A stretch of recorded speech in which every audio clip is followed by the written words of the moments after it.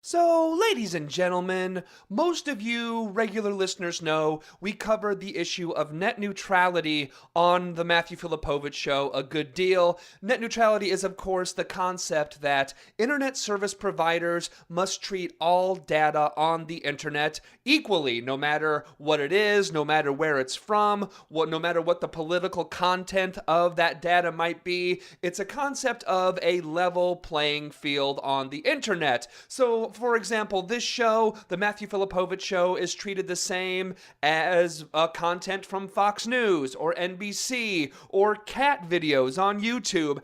All data is treated equally on the internet under net neutrality.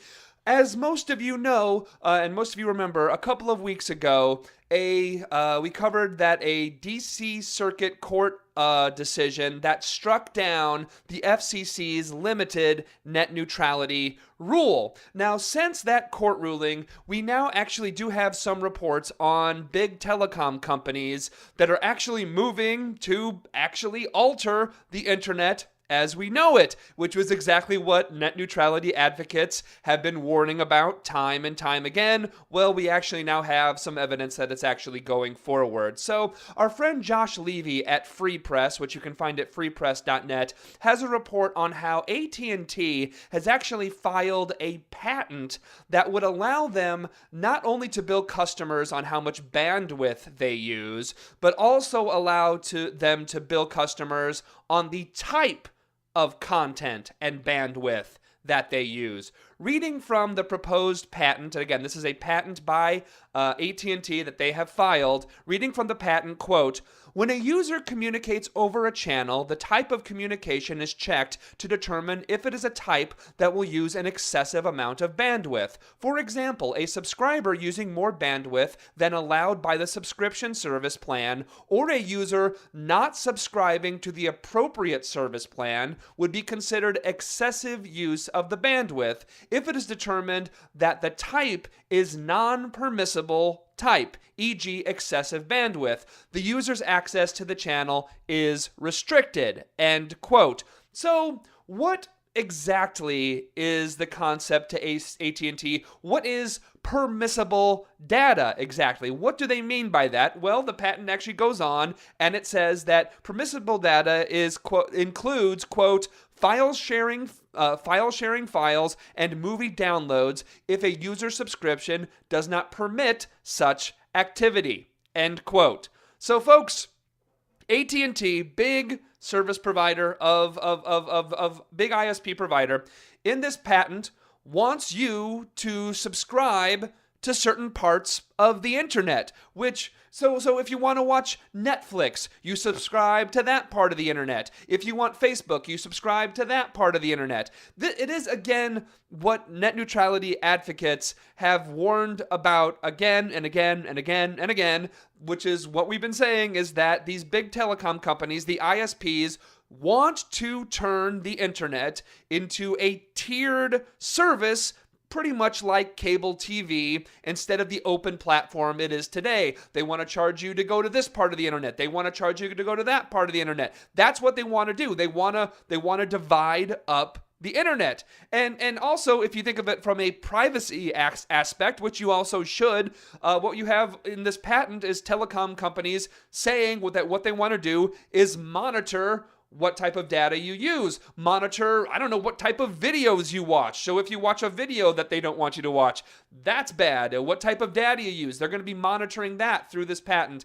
You know, and the thing is, these big telecom companies, folks, you know, they've been caught doing this type of thing already. This is not something that's never happened before. Like in 2007, Verizon blocked text messages from the women's health group NARAL. Comcast has blocked file sharing before. This is something that actually happens on a regular basis, that the FCC has caught them. But now if they're caught doing this type of thing, there's no actual recourse to this. You know, if they were caught before, they had to stop. But now that the D.C. District Court has struck down the limited net neutrality rule that the FCC had, there's literally nothing to stop these telecom companies from doing this type of thing again. And folks, we actually now have some evidence that they already are altering the internet. So there was this tech blogger named Dave Raphael.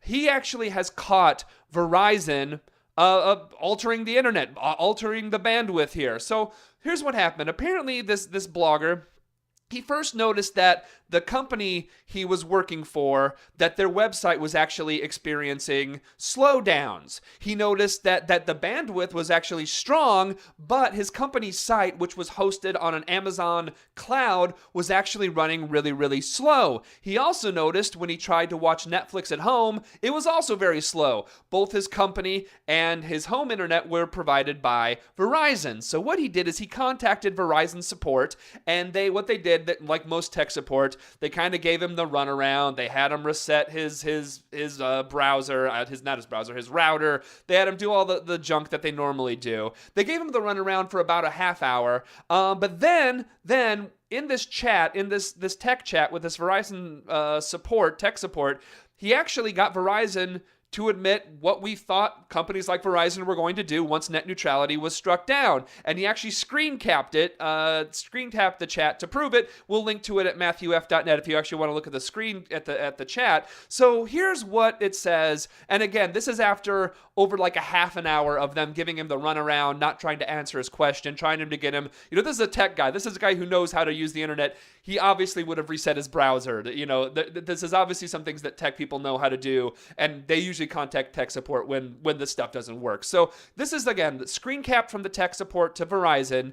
First, he writes, "You haven't answered my question. It is a yes or no question. Is Verizon now limiting bandwidth to cloud providers like Amazon's AWS services?" Verizon tech support replies, it says, "Yes, it is a limited bandwidth to cloud providers." He writes, "I suppose this started recently, and that is why my Netflix quality has also been bad now." Tech support replies, Verizon tech support says, "Yes, exactly."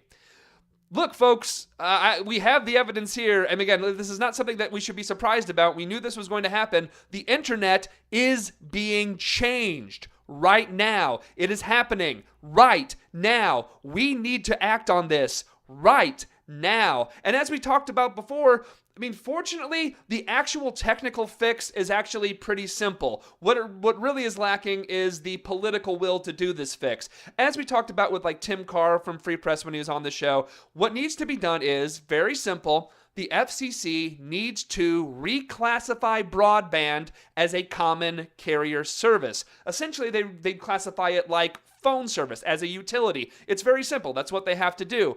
That's it. And the truth is, even the DC Circuit Court actually found that they have the authority to do it. It's not that hard. All they have to do is reclassify. What they need is the political push and the political pressure to force them to do it quickly. And actually, Free Press has been doing a great job. They worked with a bunch of other different groups. They got over 1 million signatures. Last week, they delivered to the FCC demanding just that.